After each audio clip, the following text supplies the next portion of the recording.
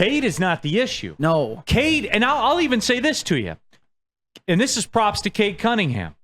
He has been on brand the second he stepped in the door here. The whole time. Thank you, Neil. And look, this is exactly what I said after I called one of his games in college. When I walked out, I said he's got the NBA body. Yep. Check. Seen him in person. He's got the NBA body. He will make the basketball play, which he does.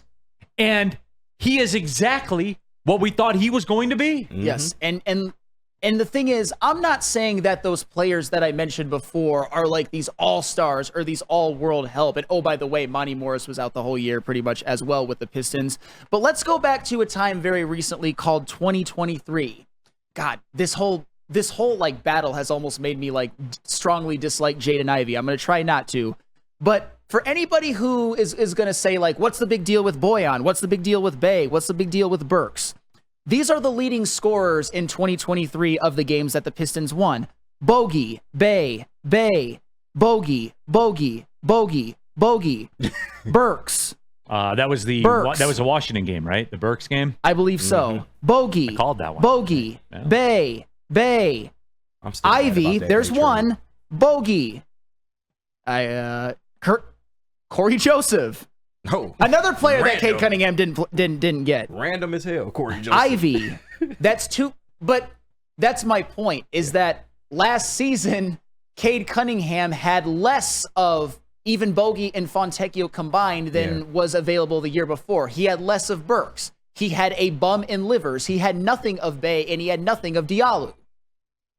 It was the worst help I've ever, like, it was awful what Cade Cunningham had to deal with. I'm surprised, like, you'd see him after games, he would look depressed because he'd be playing his ass off, and it wouldn't matter.